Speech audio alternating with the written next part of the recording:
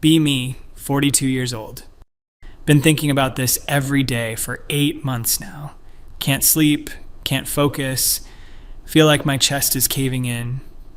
My son turned 16 in March. He lives with his father now. He won't speak to me, won't answer texts, blocked my number, told his father to tell me to stop trying. This is my fault, and I need to write this down because I'm losing my mind.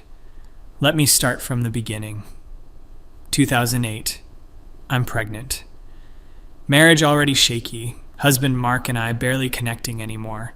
He's in finance, works late. We've grown into different people. But I'm excited about this baby. Been reading everything I can about child development, psychology, societal conditioning. The more I read, the more convinced I become that we force children into boxes before they can even speak. Pink or blue, dolls or trucks, nurturing or aggressive. All these limitations placed on tiny humans who haven't chosen anything. I decide I'm going to do this differently. Going to give my child actual freedom. Mark thinks I'm overthinking it. Just let the kid be a kid, he says. But he doesn't get it, doesn't see how deep this programming goes. We compromise on a name, River. Works for any gender, flows nicely, nature-inspired. I think it's perfect. Mark agrees mostly because he's tired of arguing. River is born in November, beautiful and perfect. I hold this tiny person and promise to do better, to let them be whoever they are. Start immediately. Whites, grays, soft yellows, and greens for clothes. No daddy's little man, onesies. No mommy's princess, anything. Relatives keep asking if River is a boy or girl. I deflect, say, just a baby, with a smile. Mark's mother sends a blue baseball outfit. I donate it, send a polite thank you. She's confused, a little hurt. I tell myself she'll understand eventually. Mark getting more distant. Comes home, barely looks at River. I'm doing everything anyway. Why does it matter? Use they-them pronouns when talking about River. How are they sleeping? They smiled today. They're so alert. People correct me constantly. You mean he, right? I saw the birth announcement said boy. The announcement Mark's family sent out without asking me. Still angry about that. I smile tightly, continue using they. River's nursery is soft gray walls, white furniture, geometric patterns in cream and sage. Books about all kinds of people, animals, adventures. Toys are wooden blocks, art supplies, musical instruments, building sets. Nothing marketed specifically to boys or girls. Mark moves out when River is 18 months old. Says we want different things, can't make each other happy. I'm relieved, honestly. Now I can parent the way I know is right without constant pushback. We do 50-50 custody initially. River goes to Mark's apartment every other week. I make sure to send River's clothes and toys. Mark starts buying different clothes. I find them in River's bag. Bright blue shirts with dinosaurs and trucks. I'm furious. We have a screaming match over the phone. You're undermining everything I'm trying to do. I'm just buying my kid clothes, Sarah, normal clothes. There's nothing abnormal about what I'm choosing. You're imposing gender stereotypes on a toddler. He hangs up on me. River is 3, needs to start preschool. I choose a progressive co-op, very inclusive, lots of discussions about child-led learning. Enrollment forms ask for gender. I write, child chooses not to identify. Director calls me in for a meeting. She's kind but firm. We need this for records. It's just a form. And forms like that are how we begin limiting children. Long conversation, eventually they let me leave it blank. Small victory. River's teacher is supportive, uses they, them, lets River explore all the play areas. Other parents start asking questions. Playdates become complicated. One mother asks point blank, so what is River really? I explain my parenting philosophy, how I'm not imposing gender, letting River discover themselves. She nods slowly, never invites us back. River starts asking questions around age 4. Mama, Am I a boy or a girl? You're River, sweetheart. You're whoever you want to be. But am I a boy? Do you feel like a boy? Confused little face. I don't know. Then you don't have to choose yet, baby. Seemed satisfied then. Mark pushes for more custody, claims I'm confusing River. Lawyers get involved. Expensive, draining. Ultimately, we stay 50-50. Judge notes that my parenting is unconventional but not harmful. I feel vindicated. River is 5, starting kindergarten. I've prepared for this, enrolled in a very progressive private school. Costs a fortune, worth it for the inclusive environment. They have gender-neutral bathrooms, diverse curriculum, anti-bias training for all staff. River seems happy enough, brings home artwork, talks about friends. I notice all the friends have typical names: Emma, Jackson, Sophia, Lucas. River never has anyone over to our house. I ask why. I go to their houses instead. Something feels off, but I don't push. 6 years old, River asks again. The kids at school say I'm a boy. Well, what do you think? I think I'm a boy too. My heart sinks a little. You can be a boy if that feels right, River, but you don't have to let other people tell you who you are. I want to be a boy. Okay, sweetheart, we can explore that. I keep the pronouns neutral at home, tell myself River is too young to really know, might change their mind. River starts spending more time at Mark's, starts asking to stay extra days. I allow it because I don't want to be the controlling parent. 7 years old, River stops bringing friends up entirely. I find out from Mark that River asked him not to tell me about birthday parties. Why wouldn't you want me to know? River's face closes off. You always make it weird. Weird how, baby? Just weird. I don't want to talk about it.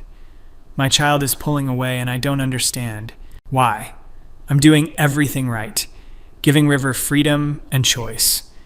8 years old, River barely looks at me during pickups. Comes back from Mark's in clothes I never bought. Basketball shorts and graphic tees. I gently suggest some of the nicer options in the closet.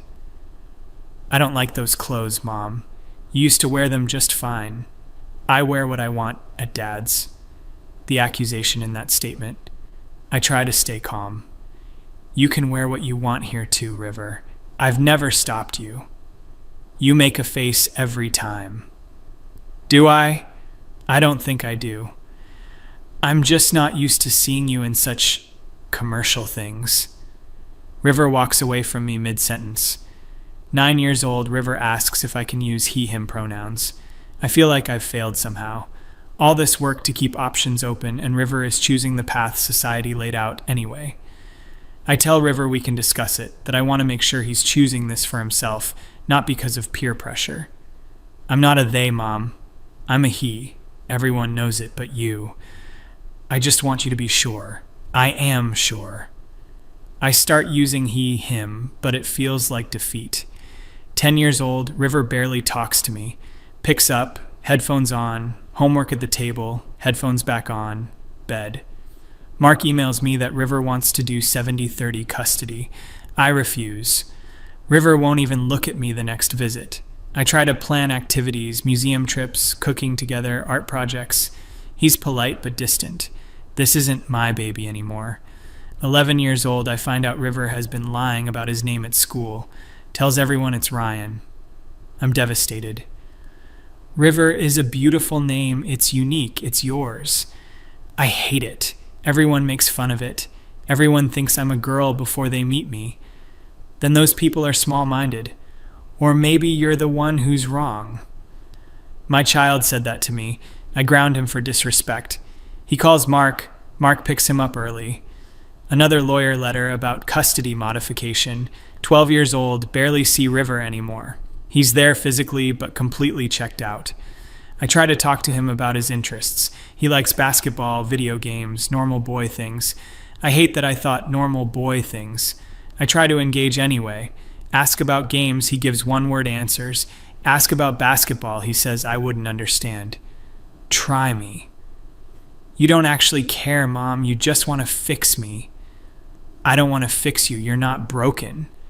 Then why do you always look so disappointed?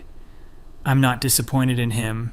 I'm disappointed in society for limiting him. I try to explain this.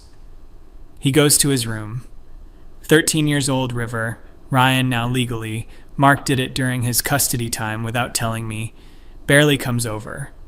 Minimum required by custody agreement. I try to make the visits nice. His favorite foods, new games, anything. He eats in silence, plays in his room, leaves. I ask him why he hates me. I don't hate you. Then why won't you talk to me? Because everything I say, you have some analysis for, some reason, why I'm wrong or brainwashed or don't understand myself. That's not fair. You asked. 14 years old, he tells me about a girl he likes. I'm actually happy he's sharing. What do you like about her? She's funny, she's smart, she's pretty. Pretty in what way? Like, what makes someone pretty to you? His face hardens. Never mind.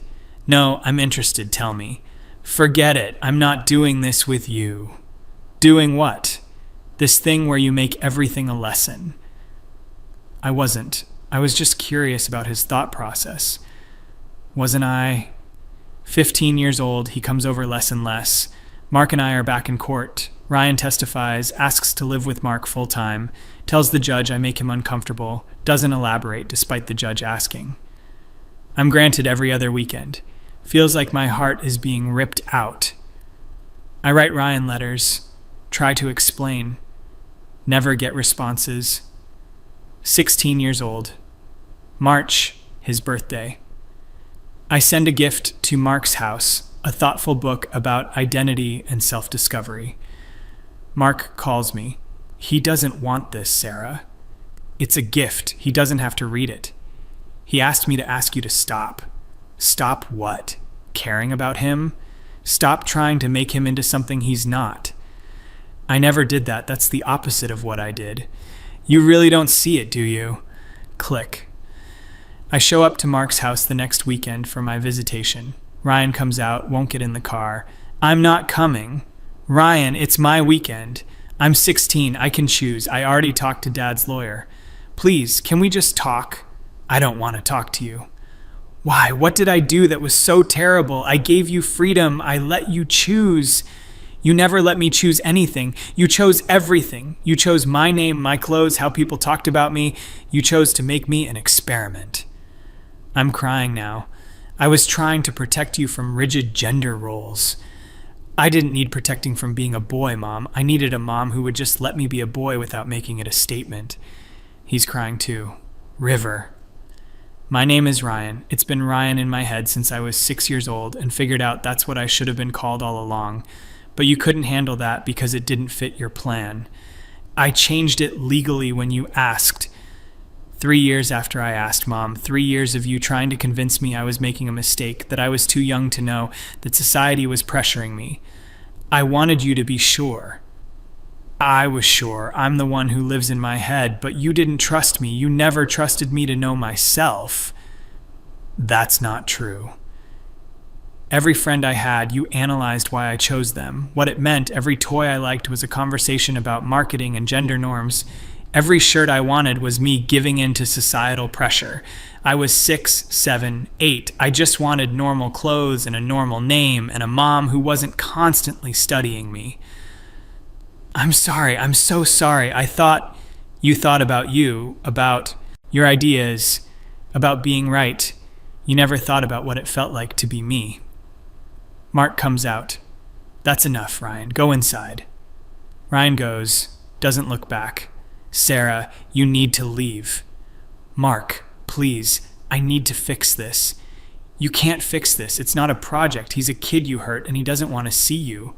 I'm his mother. Then you should have acted like it. I drive home. Can't see through tears. That was 3 months ago. I've texted, called, nothing. Mark responds occasionally with, he's not ready. My mother says I should give him space.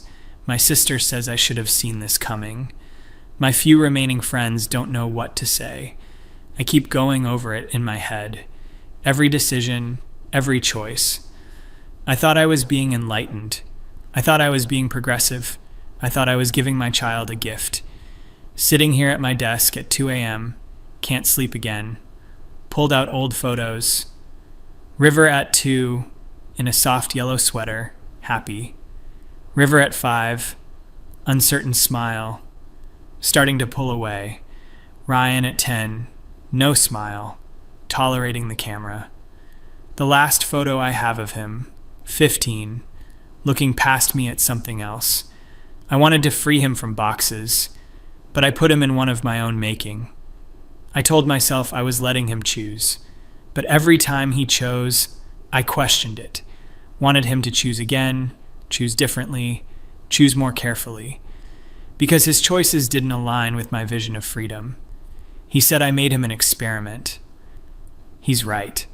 I was so focused on raising a child free from gender constraints that I never saw him, the actual person, who knew he was a boy, who wanted to be called Ryan, who just wanted his mom to say, "Okay, I see you, I hear you, I trust you." Instead, I said, "Are you sure? Let's examine why you think that. What does being a boy mean? Aren't you limiting yourself to a child, my child, who just wanted to be himself? I thought society was the enemy, thought I was the one protecting him, but I was the one he needed protection from." I turned his entire childhood into a referendum on gender politics. Every playdate, every birthday party, every piece of clothing. Nothing was just normal. Nothing was just his. It was all part of my grand plan, my ideology, my beliefs, my need to be right. He asked me once, he was 7, why can't I just be normal? I told him normal was a social construct. He cried. I thought he was too young to understand. Now I see he understood perfectly. He wanted a childhood that wasn't a statement. He wanted a mom who saw him as a son, not a gender-neutral experiment in progressive parenting. When he said he was a boy, he needed me to celebrate that within him, not mourn it as a failure of my method. When he asked to be called Ryan, he needed me to understand that names matter, identity matters, and his feelings mattered more than my philosophy. Instead, I made him wait, made him prove it, made him defend his own sense of self to his own mother. What kind of parent does that? I was so afraid of imposing gender on him that I imposed something worse. Constant questioning, constant analysis, constant doubt in his ability to know himself. I made him feel wrong for being exactly who he was, and I did it all while telling myself I was setting him free. The truth is, I loved my ideology more than I listened to my son. I loved being right more than I loved being his mom. I saw him as a project, a chance to prove something to the world. And he paid the price. He's 16 now. He lives with his father. He doesn't speak to me. And I deserve this. I deserve all of this. Because I had one job, love him as he is. And I failed. I failed him completely. I'm so sorry, Ryan. I know you'll never read this, but I'm so sorry. You were right all along. You knew who you were, and I should have just been your mom.